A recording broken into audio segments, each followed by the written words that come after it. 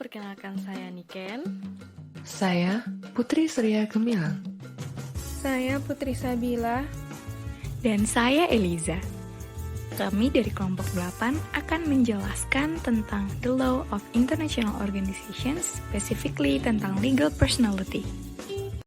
Apa yang dimaksud dengan international organizations? Sebenarnya ada banyak pengertian yang diberikan oleh para ahli tentang organisasi internasional ini. Namun, pengertian organisasi internasional secara keseluruhan dapat kita lihat dalam artikel 3B of Yearbook of the International Law Commission 1956 yang berisi, atau jika disederhanakan dapat menjadi, jika kita perhatikan ada 3 kunci penting. 1. Treaty, 2. Governed by international law, dan 3. Its own international legal personality. Organisasi internasional bisa dibedakan secara geografis dan sifat. Secara geografis, organisasi internasional dibedakan menjadi 2. Ada global yang artinya ruang lingkupnya jauh lebih luas, dan ada regional yang ruang lingkupnya jauh lebih kecil. Biasanya, ini tergantung dari tujuan utama organisasi tersebut.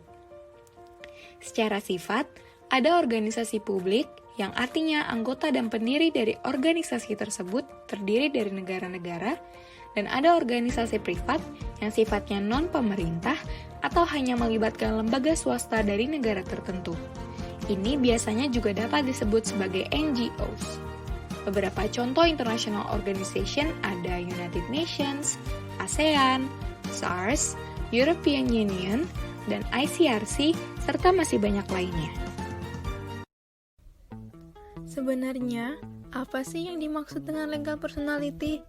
Atau yang jauh lebih dikenal dengan kepribadian hukum.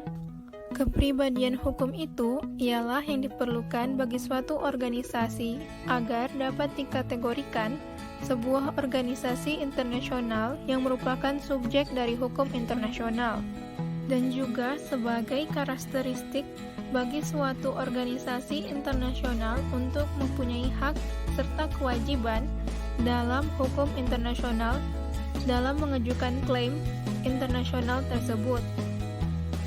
Namun, organisasi cenderung memiliki sistem aturan internal dalam organisasi mereka sendiri, sementara hubungan suatu organisasi dengan dunia luar cenderung diatur oleh hukum internasional. Dengan adanya kepribadian hukum juga menandakan bahwa adanya sebuah organisasi internasional yang terbentuk, sehingga memiliki badan hukum internasional sendiri.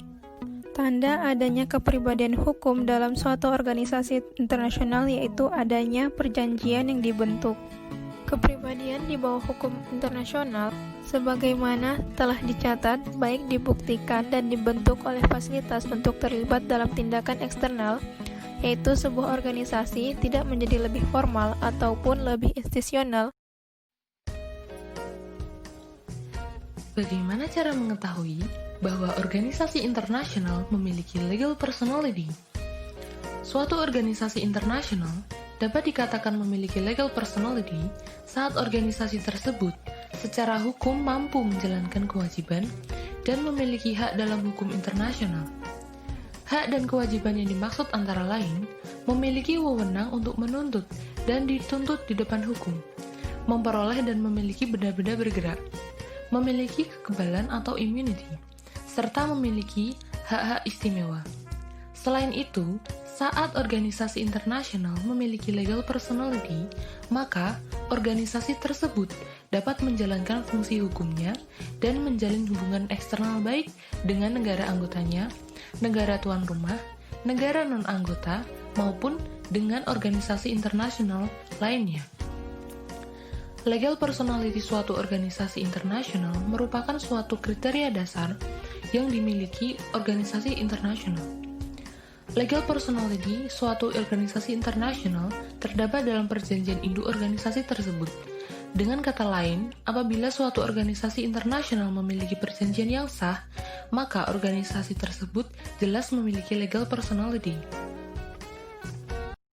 Sekarang kita masuk dalam pentingnya kepribadian hukum. Yang pertama, kepribadian hukum internasional berdasarkan pasal tentang tanggung jawab organisasi internasional yang diadopsi oleh Komisi Hukum Internasional 2011 bahwa organisasi hanya dapat dimintai pertanggungjawaban atas hak mereka sendiri jika mereka memiliki kepribadian hukum internasional, karena hanya badan hukum internasional yang dapat melakukan tindakan yang melanggar hukum. 2. Kepribadian hukum di bawah hukum nasional dianggap sangat relevan untuk organisasi internasional. Ini akan memungkinkan mereka untuk menyewa gedung, memperkerjakan staf, berpartisipasi dalam proses hukum. Ketiga, personalitas hukum dalam konteks hukum nasional. Dasarnya berhubungan dengan keistimewaan dan kekebalan bagi organisasi internasional itu sendiri yang berada di wilayah suatu negara anggota, bagi wakil-wakil dari negara anggotanya, dan bagi pejabat-pejabat sipil internasional yang bekerja pada organi internasional tersebut. Yang terakhir atau keempat, personalitas hukum dalam konteks hukum internasional. Dasarnya berhubungan dengan kelengkapan organisasi internasional dalam memiliki suatu kapasitas untuk melakukan prestasi hukum baik dalam kaitannya dengan negara lain maupun negara-negara anggotanya. Kapasitas itulah yang diakui dalam hukum internasional. Dari uraian materi di atas, dapat ditarik kesimpulan bahwasanya organisasi internasional sengaja dibentuk karena tujuannya sebagai wadah untuk menciptakan suatu stabilitas negara-negara di dunia, baik dalam aspek pertahanan dan keamanan, ekonomi, ataupun aspek sosial. Sebuah organisasi yang dapat dikatakan sebagai organisasi internasional apabila organisasi tersebut telah memiliki suatu perjanjian induk, diatur oleh hukum internasional, dan memiliki legal personality baik dalam hukum nasional ataupun dalam hukum internasional. Legal personality merupakan komponen yang sangat penting dalam organisasi internasional, karena legal personality merupakan suatu pijakan atau landasan hukum bagi organisasi internasional tertentu untuk menjalankan fungsinya dengan baik. Cara mengetahui bahwa organisasi internasional memiliki legal personality, yakni apabila organisasi tersebut secara hukum mampu menjalankan kewajiban dan memiliki hak dalam hukum internasional.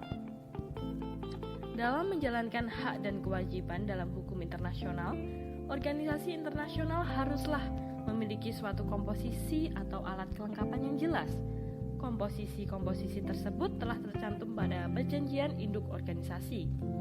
Unsur-unsur komposisi yang dimaksud antara lain adalah alat perlengkapan, wakil dari negara anggota, aturan-aturan dasar, serta kewenangan dari setiap organisasi.